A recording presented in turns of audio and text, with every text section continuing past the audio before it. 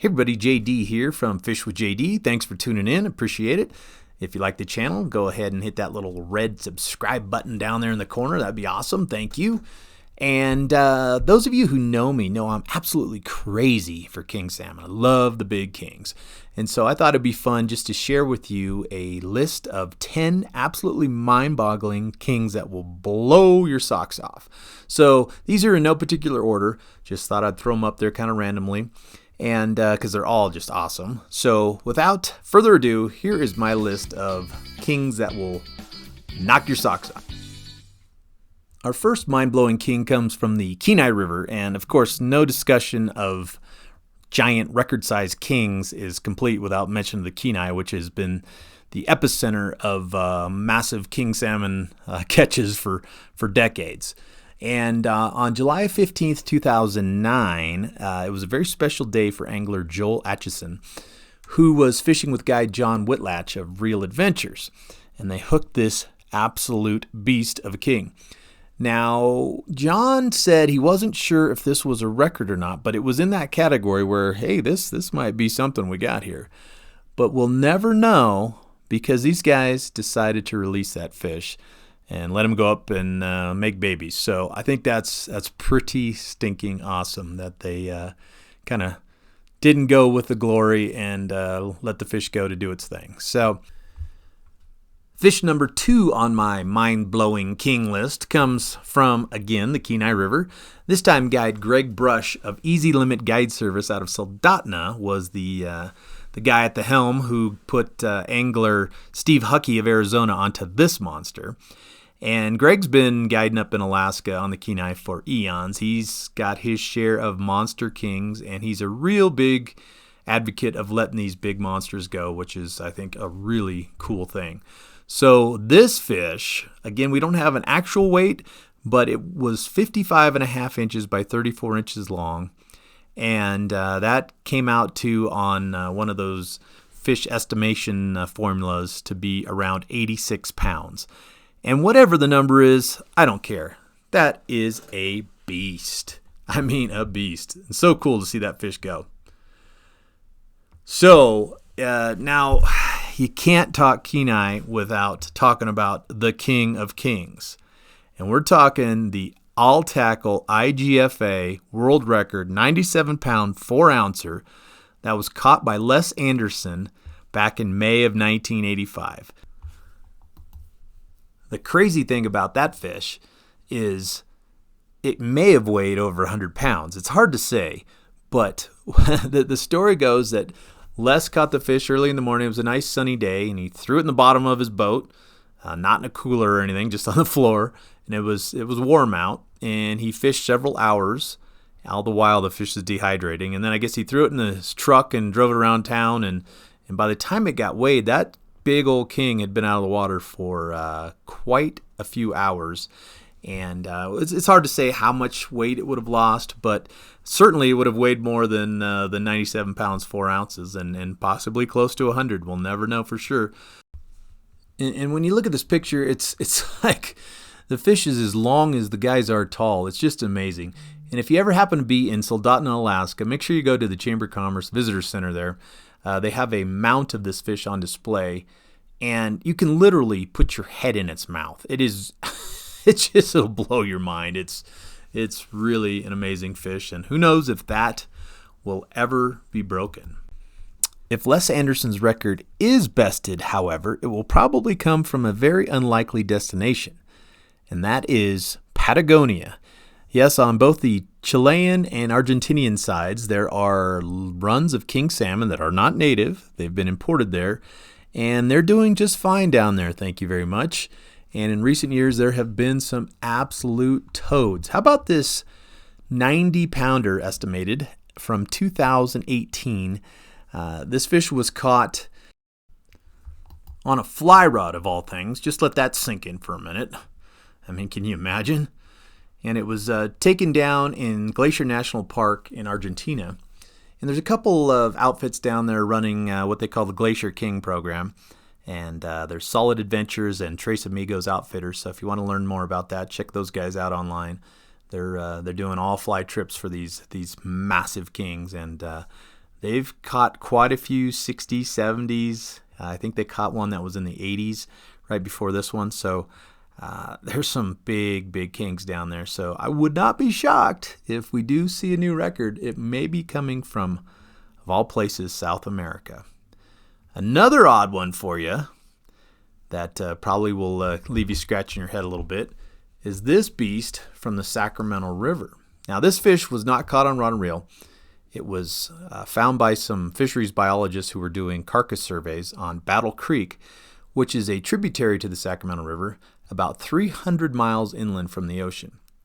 And this one's kind of cool because this is my home river, and it was during the 2008 fishery closure, so we were not able to fish, so I never had a shot at this guy. Not that I would have anyway. I mean, even if I'd hooked this guy, it would have schooled me in 100 different ways. But just the idea of thinking one of these is swimming around. And what's interesting about this fish, like I said, it was found dead in a spawning stream.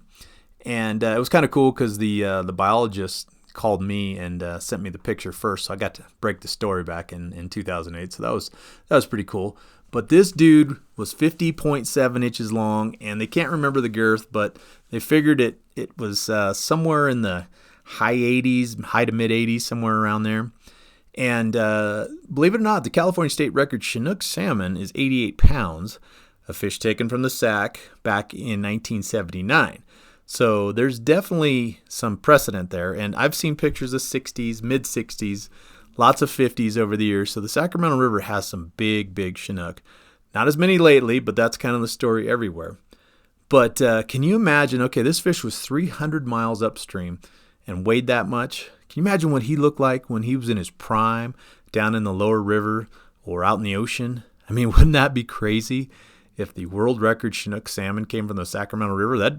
That'd get people all riled up. So, yeah, this was a beast. I'm glad he got up to the spawning grounds. Hopefully he was able to spread that genetic material around a little bit.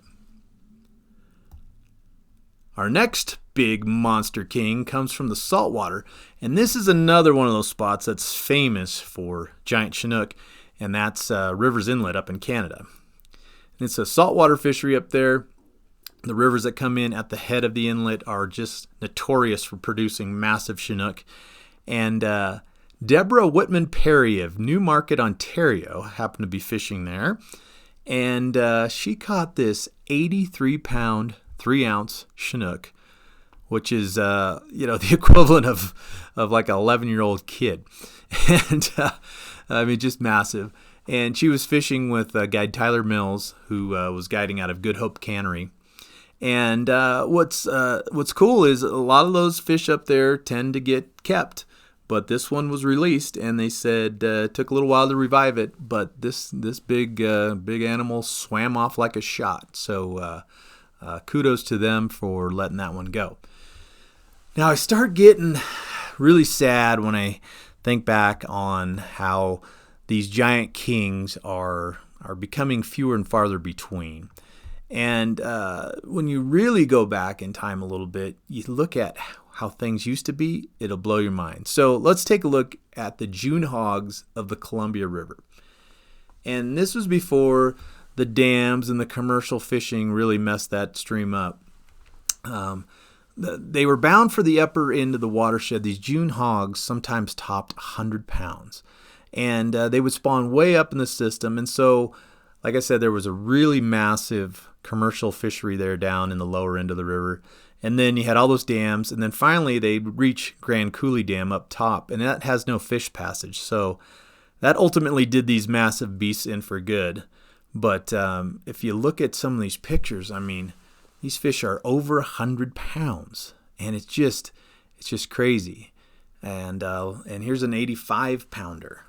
This one was caught in 1925. And can you imagine if we still had those fish coming up the river, the amount of economic impact those things would have? People fishing for 100-pound kings. I mean, I could do some guiding on that run there for sure. So, yeah, it's just sad. You also look at the Elwha River in Washington, and it had 100-pounders before the dams were put in. Now, the dams have been removed, in recent years, but I'm afraid those genes are long since gone. Now the Skeena River in BC up in Terrace, that's another river that is well known for pumping out some humongous kings.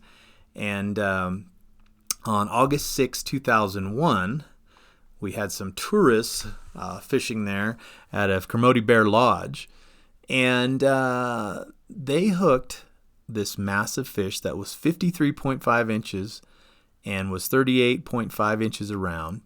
And they used once they let this fish go too, which is, again, really, really cool. They used a length times girth squared divided by 800, which is a formula that they use to pretty accurately estimate the size of these kings up there. And it came out to weigh 99.125 pounds. Let me give that to you again. 99 pounds and change. This... it's crazy. I wish we had a little better photo of it, because that is a fish for the ages for sure. And it went back and hopefully made some babies too. So here's one from 2017, going back to Rivers Inlet. This was a 94-pound weighed, by the way, 94-pound king. That was just a few pounds lighter than that Les Anderson fish, the IGFA all tackle record, 97-pound 4-ouncer. And this one was not caught on rod and reel either. It was caught in a fish trap and was captured for broodstock for a hatchery program in the famed Rivers Inlet area. So this fish hopefully was able to pass on his genetics. But that sucker is a beast, as you can tell. And if you think about it, if he had been out in the ocean, he may have been a record breaker too. He's obviously a little dark and well on his way. But what a fish. And so here we go. The biggest one of all.